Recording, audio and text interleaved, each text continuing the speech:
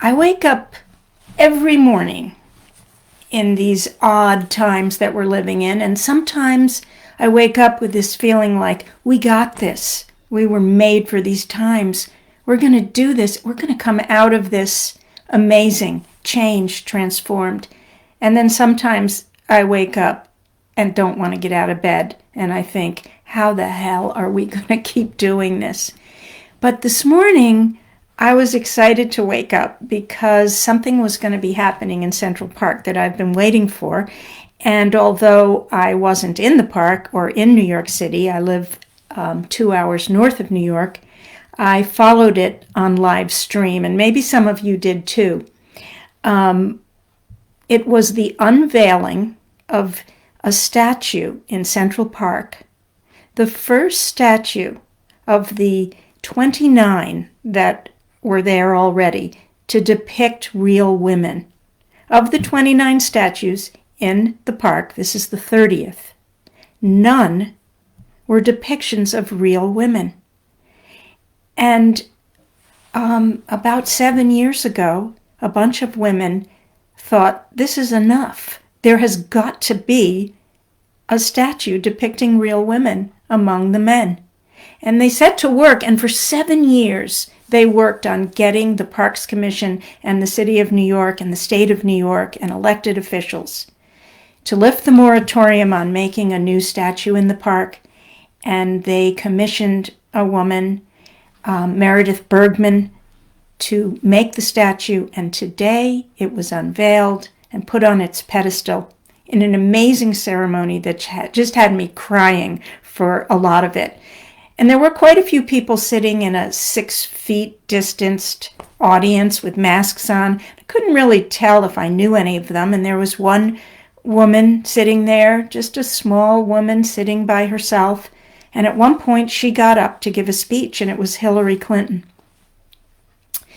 And Hillary gave us a history lesson about what the ratification of the 19th Amendment, the right for women to vote, what it took for that to get passed. Much of the work happened during a pandemic, the 1918 pandemic, during World War I, and during enormous opposition to allowing women the right to vote. And she schooled everyone in how hard it is to change things and how much energy we must keep up, so much positivity and hope and clarity and conviction that what we're doing is right. And it filled me with a sense of, yeah, that's what we got to be doing now. So I have written a new book. Some of you may know me from my other books, Broken Open, Marrow, The Seeker's Guide. And my new book is called Cassandra Speaks, When Women Are the Storytellers. The Human Story Changes. And the book comes from years of doing women's conferences at Omega Institute, the conference and retreat center that I co-founded more than 40 years ago. And I took a lot of what I've learned from running those conferences and writing speeches and put it into a new book, a hopeful book about what happens when women tell the stories dearest to our hearts, and they can become the values of our culture. So I'm going to read you a story that has something to do with this unveiling of the statue that I was just talking about. And it's a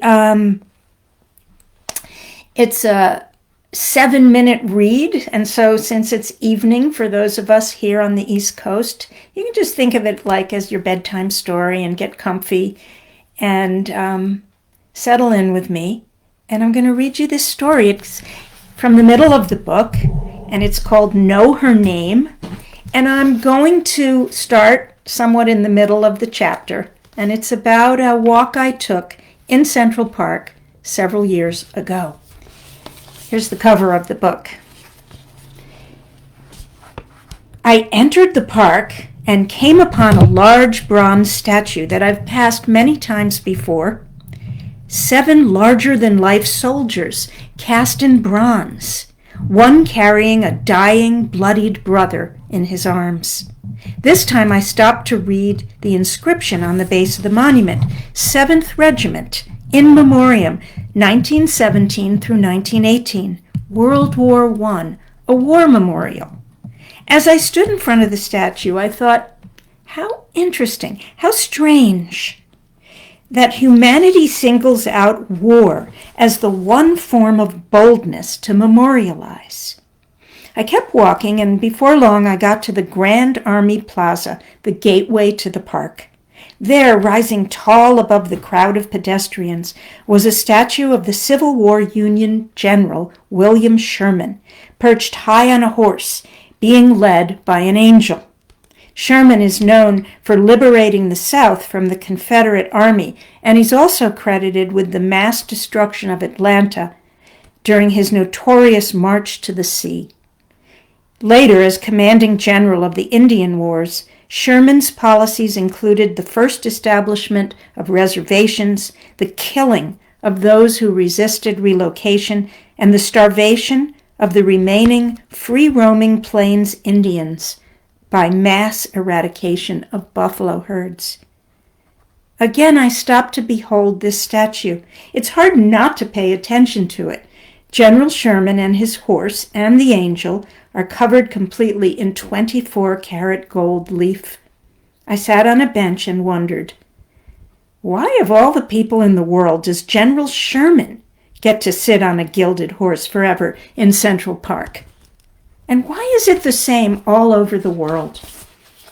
It doesn't matter where you are, in Paris, passing the Arc de Triomphe, or in Volgograd, Russia, beholding the massive war statue, The Motherland Calls, or in Cambodia, in the temple ruins, where mile-long walls depict religious battles, or on the Mall in our nation's capital. Wherever you go on this planet, it seems to have been decided long ago that history would be annotated by the warriors, and that courage, boldness, and strength would be associated with a willingness to fight and die for your ethnicity or religion or country. I used to wonder about this as a kid. Why in school did we have to memorize the dates of battles and wars, or the names of the men who invented the atom bomb, but not the names of people who invented things like the washing machine, or solar panels, or the birth control pill? Certainly these discoveries, which, by the way, all involved women inventors, also changed the course of history. Why choose violent conflict as the one human activity to laud over all others? When I became a midwife and I witnessed the courage of laboring women, I wondered, what if next to a statue of a warrior holding his bloody comrade, sculptors had also been commissioned to represent a woman delivering a baby, strong and noble and, yes, bloody? Does that sound preposterous? Gory? Gross? Why? Blood is blood, whether it's spilled on the battlefield as a young person dies, or in the delivery room as new life is born. Now, I'm a realist.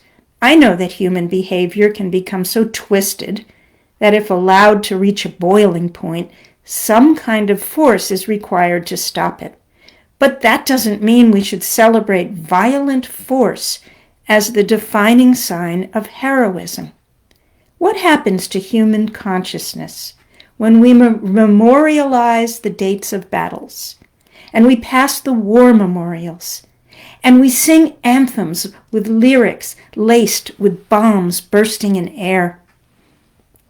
José Ortega y Gasset, the 19th century Spanish philosopher, said, "Tell me to what you pay attention, and I will tell you who you are."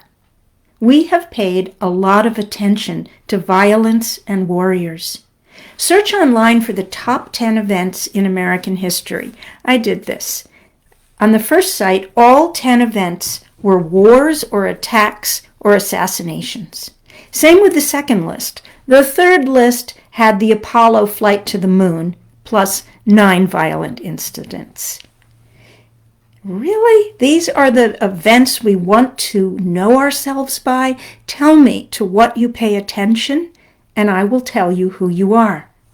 Tell me what would happen to us as a culture if a statue of Rosa Parks were placed right next to the Lincoln Memorial, and Miss Parks was as big and bold as the Commander-in-Chief.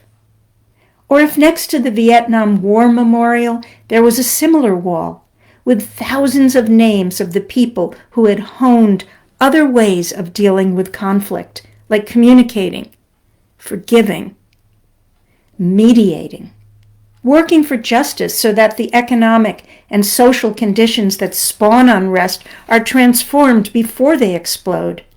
How about monuments to the teachers who guide our children, or mental health experts who help people heal internal wounds before they inflict external wounds on others? Or the nannies and home health aides and hospice workers, the farmers and earth stewards, the everyday citizens who feed and house and give jobs and hopes to others. There are 29 sculptures in Central Park, and not one honors historical women.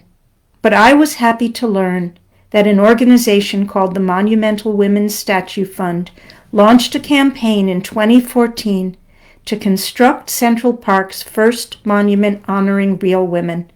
Because of their persistence, a statue honoring Susan B. Anthony, Elizabeth Cady Stanton, and Sojourner Truth will be the first monument in Central Park's 166-year history to depict real-life women, and will celebrate the largest nonviolent revolution in our nation's history, the movement for a woman's right to vote.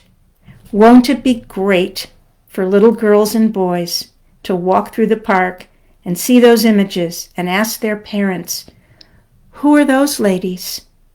What did they do? How did they do it? Tell me to what you pay attention, and I will tell you who you are. So it was just so wonderful this morning to watch that statue being unveiled in the park.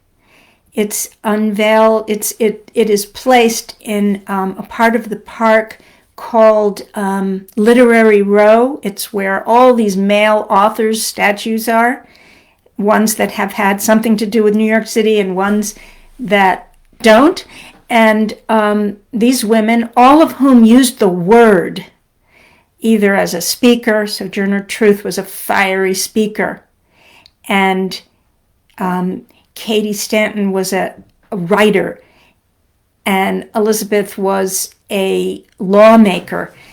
And you can learn all about them and the statue and what went into the making of it by the sculptor and the getting it placed in the park at monumentalwomen.org. And you can watch the ceremony that happened this morning. It was just so hopeful.